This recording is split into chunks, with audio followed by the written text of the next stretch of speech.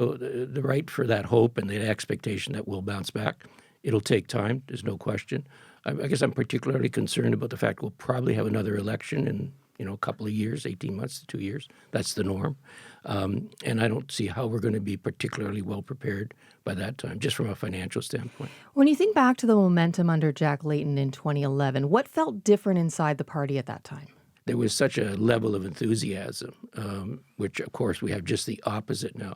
On the other hand, when I was elected in 2000, our caucus had been decimated again under Alexa McDonough.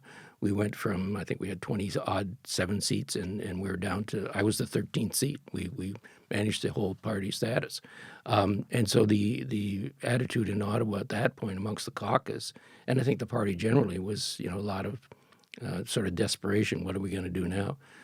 But we bounced back. Not just bounce back, you became the opposition. We did, yeah, and a great deal of that was due to leadership, and then unfortunately we lose Jack right after that election, and then we have the Trudeau phenomenon. Tom Mulcair comes in as the leader, just can't match the wave, the Trudeau wave that occurs in 15. How much of party identity is attached to the leader? Well, we probably less so, although when you look back, Tommy Douglas, Ed Broadbent, and Jack Layton, they were a dominant reason for the success of the party at that point. What needs to happen for the NDP to turn things around and rebuild? I mean, you have 7 seats, no official party status, no leader. Where do you start? I expect this time it'll probably be at the ground level, from help from the wings at the provincial level in particular. But I think that's where it'll be.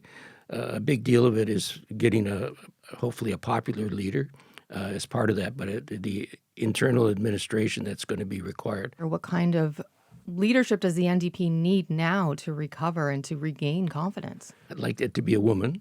The last 3 leaders have been men, swinging back. It's a good argument to be made that, we should have somebody from Quebec, given only we have the 1 member from there. You've touched on this a little bit, but I'm wondering if you can expand on the NDP identity and how it can regain relevance. We need a third party. So if we start from that point, that's our relevancy, we play that role. We are the conscience.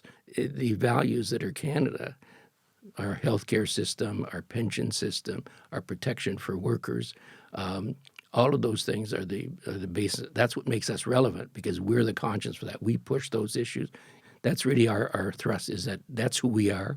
That's who we're going to continue to be. I think this next period of time will be us pushing environmental issues, but there's a lot of work that's also going to have to be done that we'll pursue in terms of protecting worker rights in this country. How long are we talking? Are you thinking a decade it's going to take? Well, by past experience, yeah. But on the other hand, given what's going on, especially around climate change and the impact it's having on individuals in terms of the environment, their personal environments, it could be faster than that, because we'll be stepping forward. The Green Party's obviously suffered a major relapse. Whether they'll survive, but I think we'll take over the role from an environmental standpoint. And if that's the case, then I think we bounce back.